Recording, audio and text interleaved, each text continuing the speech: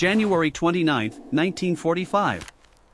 2:47 p.m. Holtzheim, Belgium. Snow piles against shattered walls. Smoke hangs low. The kind of cold that makes metal feel alive.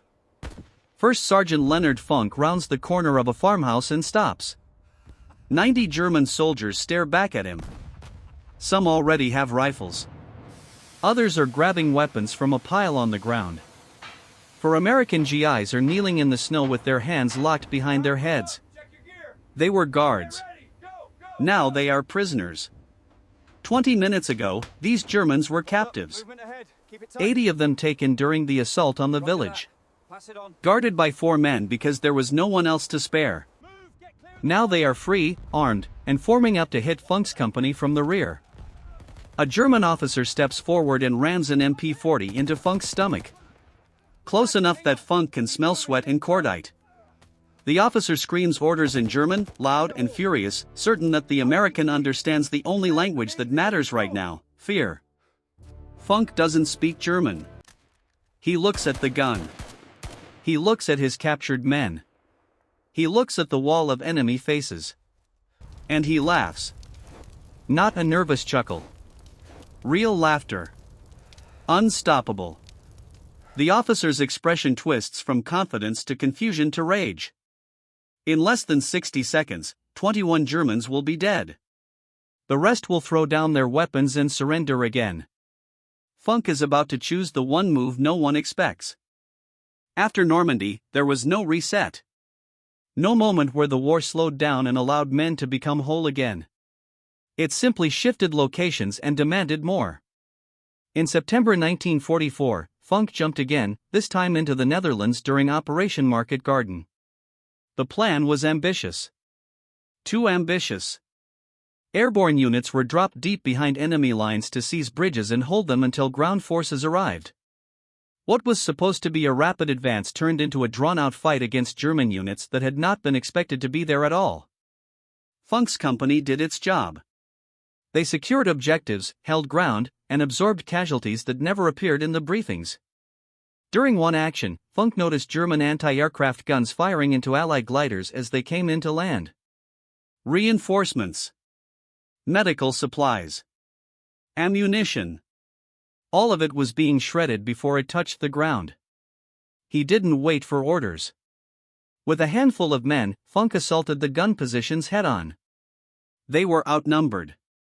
Dug-in weapons. Clear fields of fire. The kind of problem doctrine tells you not to solve aggressively. Funk solved it anyway. When the guns fell silent, Allied gliders landed intact. Funk was wounded again. He stayed in the fight. By December, the Germans launched their last major offensive in the west. The Ardennes erupted into chaos. Units were shattered. Lines bent and broke. Snow and cold killed almost as efficiently as enemy fire. Funk fought through it with what was left of his company, watching experienced soldiers vanish and replacements arrive with eyes too wide for the conditions they were stepping into. Then came Malmedy. News spread quickly that American prisoners had been executed after surrendering. Men shot in a field. Left in the snow. No misunderstanding. No accident. Just murder. The effect was immediate. Something hardened across the front. The unspoken rules were gone. When Funk heard about it, the lesson was simple. Surrender was no longer a guarantee of survival. In late January 1945, his company was ordered to take the Belgian village of Holtzheim. They were under strength. Exhausted. Missing officers. Funk was acting executive officer now, making decisions usually reserved for men long since killed or evacuated. He scraped together a platoon from clerks, cooks, supply men. Soldiers on paper. Unproven under fire. He marched them 15 miles through deep snow, into artillery fire, and straight into the village. Against expectation, it worked. The town fell. Prisoners were taken. And with no reserves left, Funk left 4 men to guard them. That decision set the stage for everything that followed. By the time Leonard Funk boarded a transport plane bound for England, the war had already learned how to kill efficiently. Europe was no longer a distant idea. It was a system of hedgerows, rivers, rail lines, and towns that would grind men down one decision at a time. In the airborne, there was no easing into combat. Paratroopers trained with the understanding that when they jumped, there would be no front line waiting for them. They would land scattered. They would fight outnumbered. They would hold ground until someone else caught up, or until they were gone. On the night of June 6, 1944, Funk jumped into Normandy with the 82nd Airborne. Anti-aircraft fire tore the formations apart. Men landed miles from their intended drop zones. Some drowned in flooded fields under the weight of their gear. Others were shot before they could cut free from their parachutes. Funk landed hard and twisted his ankle on impact. The pain was sharp and immediate. He could have stayed put. He didn't. He gathered his equipment, buried his parachute, and started moving through enemy-held territory alone. Over the next days, he collected small groups of lost paratroopers from different units. 18 men in total. None of them had orders that still made sense. Funk gave them direction anyway. For 10 days, he led that improvised unit through occupied France. They moved at night. Hid during the day. Fought when there was no alternative. Funk insisted on taking point despite his injury, putting himself in the most exposed position.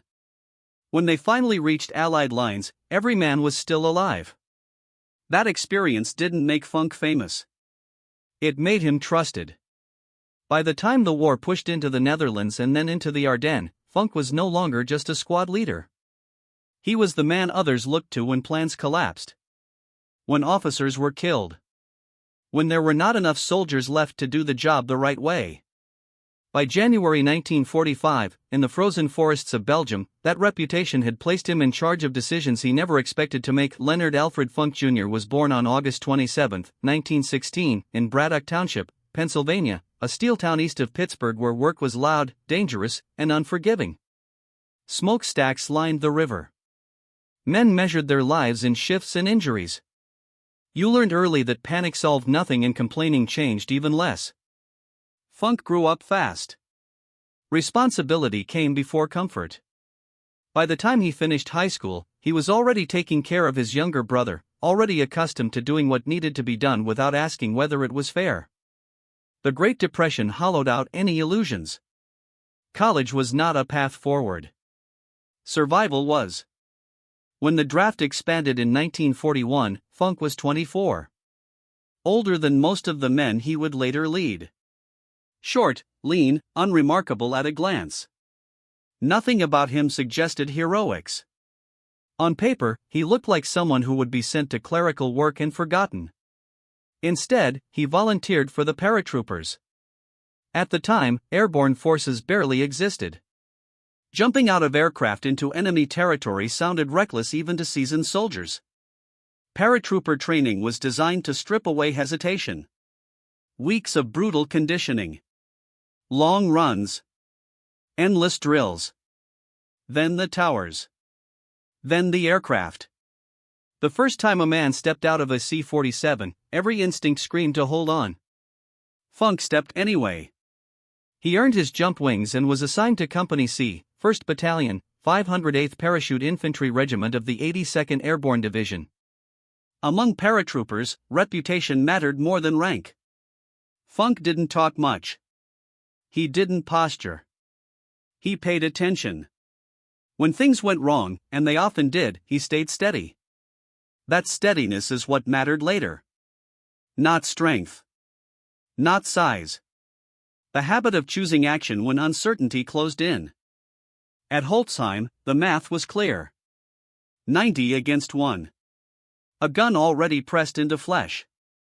4 Americans disarmed and kneeling in the snow. Any rational calculation ended the same way. Surrender. Survival, if luck allowed it.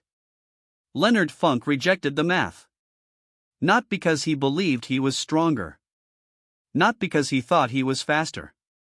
But because he understood something the situation did not account for. Human beings hesitate when their expectations collapse. For a few seconds, confusion is stronger than numbers. Funk used those seconds. The war is full of plans that failed and weapons that worked exactly as designed. It is remembered through maps and arrows and casualty figures that flatten people into symbols. But history does not turn on averages. It turns on moments when someone acts before fear finishes its argument. What Funk did was not inevitable. It was not destiny. It was a choice made under unbearable pressure, informed by everything that had come before it. Normandy, Holland, the Ardennes, Malmedy. Each experience narrowing his options until only one remained that he could live with. After the war, Funk never claimed the moment. He never framed it as heroism. He returned to a life that asked for patience instead of courage and consistency instead of violence. The medals exist. The records exist. But the truth of Holtzheim is simpler than legend. War does not favor the strongest or the most numerous. Sometimes, it favors the person who keeps thinking when everyone else freezes. And sometimes, that difference lasts 60 seconds. When the war ends, Leonard Funk does not become a public figure. He does not write a memoir. He does not tour stages or tell stories to crowds who want to hear how close he came to death. He goes home. He returns to Pennsylvania and takes a job with the Veterans Administration. A desk. Paperwork. Files stacked with the names of men who survived the war and men who didn't come back the same. He spends his days helping other veterans navigate claims, injuries, and systems that move too slowly for people who have already waited too long. It is quiet work. Necessary work. The kind of responsibility that never makes headlines. Funk marries. He raises a family. He lives in a working-class neighborhood not far from where he grew up. His medals are kept out of sight. When people ask about the war, he does not elaborate. He does not correct them. He does not relive it for their benefit. When asked about Holtzheim, he shrugs. He says he did what had to be done. Nothing more. Those who knew him describe a man who never raised his voice, who never acted as if the past entitled him to anything in the present. The decision that saved his company does not define his daily life. It does not follow him into grocery stores or offices or church pews. For decades, he lives this way. Quietly. Deliberately. As if the war belongs to a different version of himself that no longer needs to speak, the silence settles slowly, as if the snow itself is waiting to see what happens next. German weapons lie scattered across the courtyard. Rifles half buried. Helmets overturned. Men who were moments from attacking now stand with their hands raised, breathing hard, eyes wide, trying to understand how control vanished so quickly. American soldiers arrive from the surrounding houses, drawn by the gunfire. They stop when they see the bodies. When they see Funk still standing, Thompson lowered, breathing steady. 21 dead. Dozens wounded. More than 40 prisoners recaptured. The cost is immediate and real. One American lies dead near the farmhouse, killed in the opening seconds of the fight. Others are shaken, hands trembling as adrenaline drains away. No one speaks at first. There is nothing to explain. There is only what remains. The prisoners are marched away under heavy guard. This time, no chances are taken. The village of Holtzheim is secured. The counterattack that should have come from the rear never happens. Funk reports the incident simply. No embellishment. No drama. Just facts. Numbers. Time. Actions taken. Within days, the story spreads anyway. Through the regiment. Through the division. A first sergeant who laughed at 90 Germans and turned surrender into a rout. Officers read the report and don't question it. There is nothing to argue with. The paperwork moves up the chain. Recommendations are written. Citations drafted. What happened in that courtyard cannot be categorized as luck. It was a decision. The German officer is still shouting when Leonard Funk's laughter begins to fade. For a brief moment, the officer thinks he has regained control. The American's shoulders are shaking. His head is down. This looks like compliance. This looks like surrender breaking apart under pressure. Funk raises his hands. Slowly. Deliberately. The MP40 stays pressed into his stomach.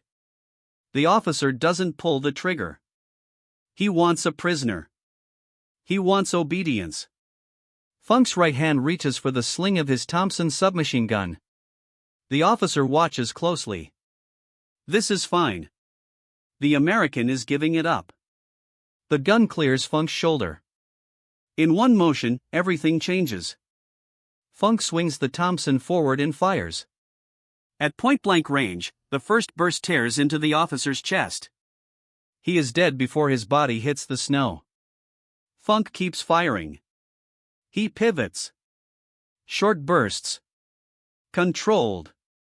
Automatic fire ripping through men who are still trying to understand what just happened. The courtyard erupts. German soldiers scramble for cover that doesn't exist. Some fire back. Most hesitate. Orders vanish with their officer. Discipline collapses in seconds. Funk's magazine runs dry. He reloads without thinking. Another burst. He is shouting now. Not commands. Instructions. To his men. Pick up their weapons. Pick up their weapons. The 4 American guards surge forward. Rifles come off the ground.